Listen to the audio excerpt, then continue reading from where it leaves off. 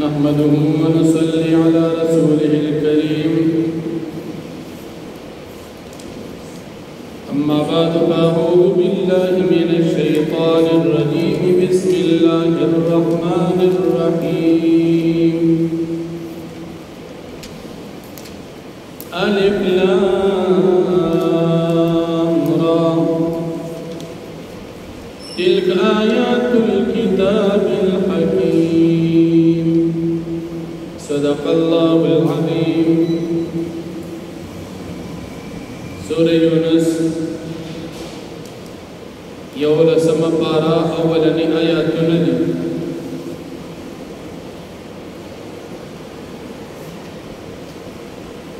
परंददी सूरत मक्की सूरत सर आरबत और मुनासबत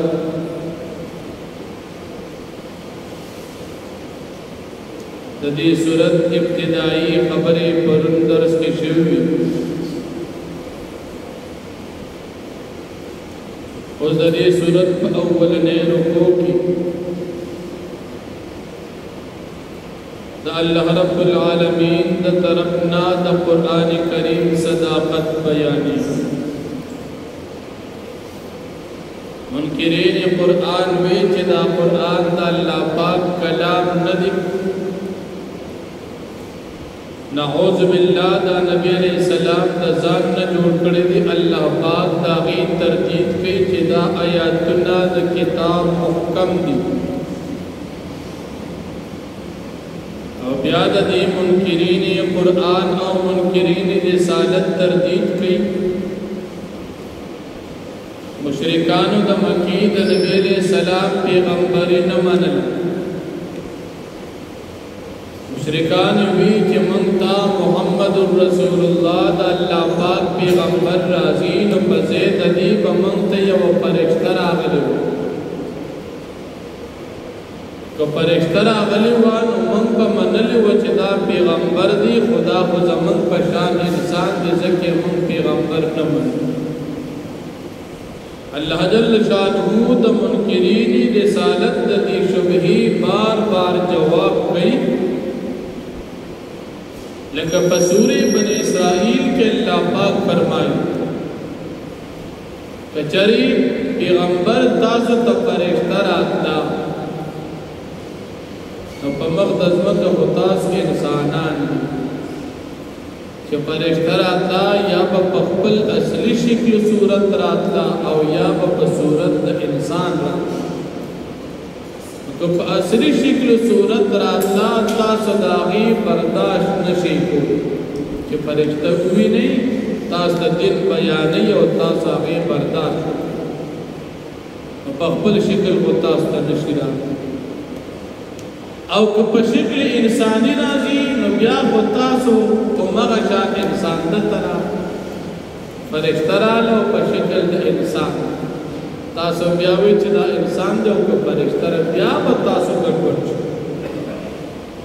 बल बज़म का तासो उसी की इंसानान नो पैगंबर ब इंसान तासो फरिश्ते नहीं कि फरिश्ता राजी तास इंसानान ये इंसानान तब इंसान पैगंबर बल्द नबी करीम सल्लल्लाहु अलैहि वसल्लम जिम्मेदारी जिक्र की नबी अलैहिस्सलातु वस्सलाम ने कान तबशीर मुबशिर द जन्नत खुशखबरी और उनकी और नबी अलैहिस्सलाम बदान तनज़ीर मुनज़िर यरउन की अल्लाह द अज़ाबुन दाद नबी अलैहिस्सलातु वस्सलाम जिम्मेदारी अल्लाह पदी आयतुन की जिक्र की मोमिनान तर जन्नत ज़ीर वर्ग चिता सब ईमान खिलक पाते शे जन्नत तबलार शे और बदान द जहन्नम न उयरवा चे द जहन्नम नजात बच गई दा कुफर ब्रेक दे ईमान रवड़े जदी उयरीगी ईमान बकबूल की जहन्नम न बच दादा नबी अलैहिस्सलाम जिम्मेदारी दा अल्लाह जल्ल शानहू नबी अलैहिस्सलाम पैगंबर जोड़ को पैगंबर बसकार गई द د نیکۍ خوش خبرې او دا جهنم وعید دا د پیغمبر کار بل دی مومنانو ته د جنت خوش خبري ورکا او دی ته ووایي چې ستاسو دپاره د رښتیو قدم دی د الله پاک په نسبت اوس د رښتیو قدم په باره کې مفسرین اقوال ذکر کوي یو قول دا ذکر کوي چې مومنانو ستاسو دپاره د نبی علیہ السلام شفاعت دی په قیامت کې مومنان یې چې تاسو ایمان قبول کړی دي تاسو ته د نبی علیہ السلام شفاعت حاصلېږي لوی انعام الله دې موږ او تاسو ته نصیب کړي دویم قول دا دی چې تاسو مومنان ایمان وروړي دي نو چې تاسو د نیکۍ کار کوئ نو تاسو ته به د هغې ښایسته بدله ملو شي نیکي به کوئ مومنان دي چې مومن نیکی کوي الله بدل ډېرې بدلې ورکړي او بدله به څومره وي د الله خوښه یو په لسم ذکر شوي دي یو په 200 ذکر شوي دي د دې نه ډېر چنده زیات هم ذکر شوي دي څومره چې اخلاص ډېري او نیکی په اخلاص سره هغومره به ثوابونه تاسو ته ډېر ملو شي دویم قول پکې دا او دریم قول دا دی چې تاسو ته به قدم د رښتیا یعنې په جنت کې اعلی مراتب دي الله به تاسو مومنانو له عام جنت نه درکوي جنت کې به چې کوم قیمتي ځای به تاسو له درکوي مومن دپاره الله پاک نبی علیہ السلام ته فرمایي دا بشارت د مومنانو له ورکړه بیا دی کافرانو د نبی علیہ السلام نه انکار کولو نو د هغې ګستاخیم ذکر کافرانو نبی علیہ السلام یادو نعوذ بالله وی دا جادوګر دی او چې چا سره خبرې وکړي نو هغه ملګري شي د نبی علیہ السلام خبرو کې خو ډېر اثر و او چې خبرې به چا سره وکړې سر به پرې وچو ډایرکټ په مسلمان دوی به وایي دا جادوګر دی نعوذ بالله او دیم قولدار ان هذا لسحر مبین چې دا قرآن دا پیغمبر بیانې نو دا جادو دی او چې څنګه څوک ووري ډایرکټ بیا اثر شو مسلمان شو نو په دې ځای کې دوه قرائت یو قرائت دا دی چې دا کافران وایي پیغمبر علیہ السلام جادوګر دی او دویم قرائت دا دی چې دا کافران وایي دا قرآن دا جادو خبرې دي الله پاک فرمایي دا پیغمبر جادوګر نه دی دا زما پیغمبر دی او دله ما نبوت ورکړې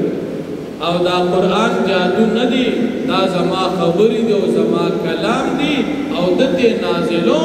نو دا قرآن او د نبی علیہ السلام گستاخی دی کافرانو کول لکه نن سبا کافران د پیغمبر علیہ السلام گستاخی کوي دا څه اوسنۍ خبره نه ده دا د پخوانو د کافرانو عادت دی کله پیغمبر پسې خبرې او کله قرآن پسې خبرې اوس هم کافران کوي تاسو اورئ یو ځای د کافرانو بلکې ګستاخي وشوه بل ځای کې وشوه دا د دې د مشرانو عادت دا بدبخت دي بدقسمت دي ځان له جهنم په زوره قبضه کوي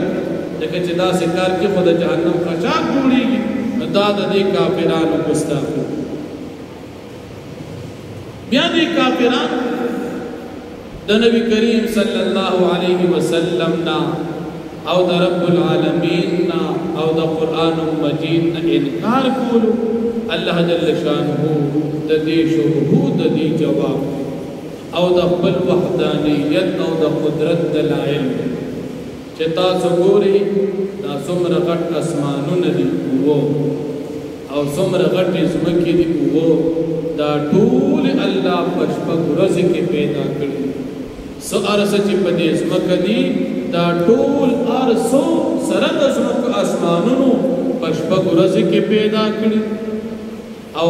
بیا الله رب العالمین په عرش باندې استوا وکړه عرش د الله پاک یو مخلوق دی د ځمکې اسمانونو نه غټ خدا ګورې مخلوق دی عرش خالق نه دی خالق یو الله عرش لغوي معنی تخت دی عرش تخت و خو دې ځای کې د مخلوق والا تخت مراد نه دی لکه مخلوق چې په تخت کښېني نو دې ځای کې دی پوره شو نو دنه ګیر چاپېره مقام او مکان وي خو دلته د الله عرش دی نو مکان د مخلوق دپاره نو عرش د الله دپاره کور نه دی ځکه کور ته محتاج مخلوق وي او الله محتاج نه دی نو کور د الله نشته عرش باندې استوا کړې ده څنګه استوا کړې ده څنګه چې د الله د شان مناسب الله څنګه استوا کړې ده د هغې علم موږ ته نشته دا الفاظ دا د متشابهاتو نه دي او د متشابهاتو په باره کې اهل سنت والجماعت تمام علما فرمایي چې د متشابهاتو په معنا الله پوهېږي موږ پې نه پوهېږو موږ د بندګانو په حال پوهېږو بنده څنګه کېږي څنګه ودرېږي څنګه سملي څنګه خبرې کوي بندګان موږ پوهېږو خو الله رب العالمین صفات دا د الله د شان مناسب اوس بنده چې استوا کوي نو هلته معنی راځي کېناستل خو کېناستل خو د مخلوق کار کېناستل پاسېدل ګرځېدل اوچتېدل ښکته کېدل دا خو چې جسم وي کله به ښکته شو کله به بره شو الله خو جسم نه لري ځکه په جسم باندې فنا راځي او الله باندې فنا نه راځي الله د جسم نه پاک دی ځکه جسم باندې مصیبتونه راځي او الله پاک د مصیبتونو نه پاک دی د جسم صفات چې دي هغه حادث وي او الله پاک ذات قدیم دی پخوانی دی نه یې ابتدا شته او نه یې انتها شته هو الاول والآخر اولم الله آخرم الله مخلوق اول کې نو الله هو مخلوق په آخر کې نی الله وي نو د الله صفت اولم دی آخرم دی نو مخلوق الله نه دی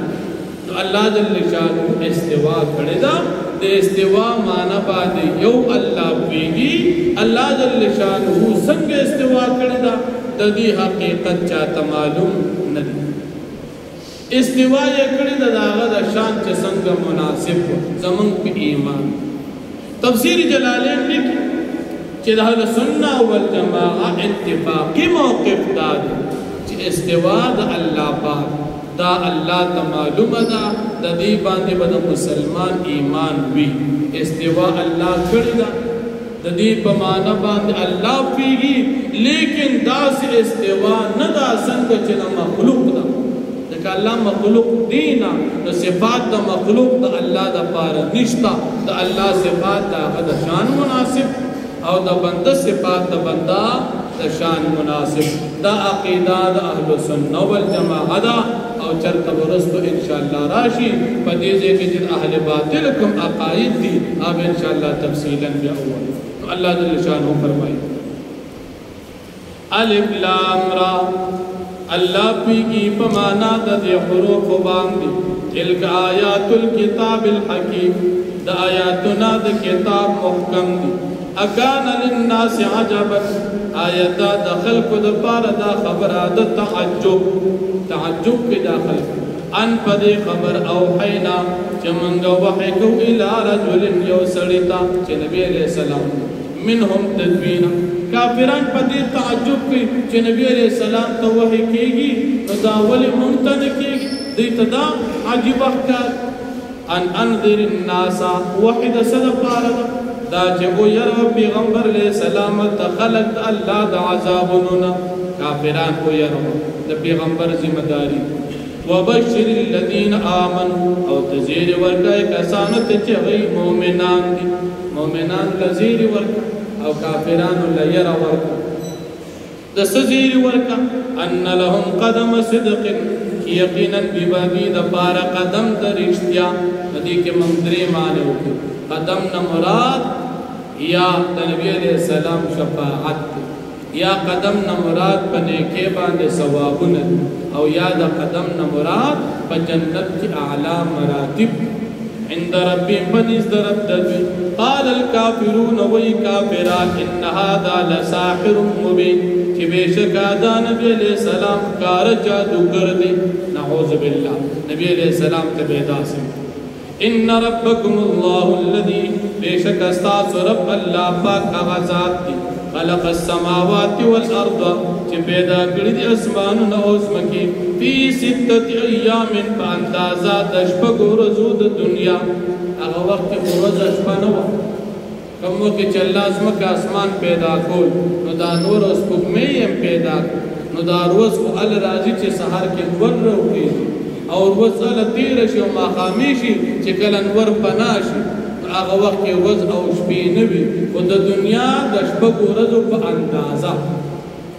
ثم استوى على العرش بیا الله پاک استوا وکړه په عرش باندې یدبر الامر مدبر د کارونو دی ما من شفیع نشتر هیڅوک شفاعت کوونکې الا من بعد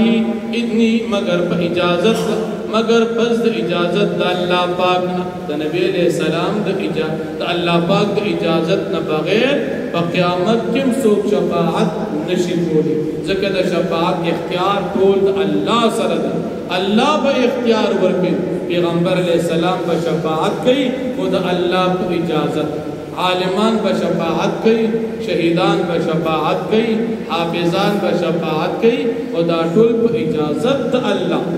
ذالکم الله ربکم دا الله پاک ستاسو رب دی فعبدو پس تاسو صرف د دې یو الله پاک عبادت وکړئ چې دومره لوی رب دی او عبادت پکار افلا تذکرون تاسو نصیحت نه حاصلوئ ولی نصیحت نه حاصل چې دومره لوی بادشاہ دی او هغه پرېږدي او د هغه نه علاوه بتانو ته سجدې کوئ او تاسو سوچ او فکر نه کوئ پکار دار چې سوچ ته مکار اخیستې وي او د الله عبادت وکړئ واخر دعوانا الحمدلله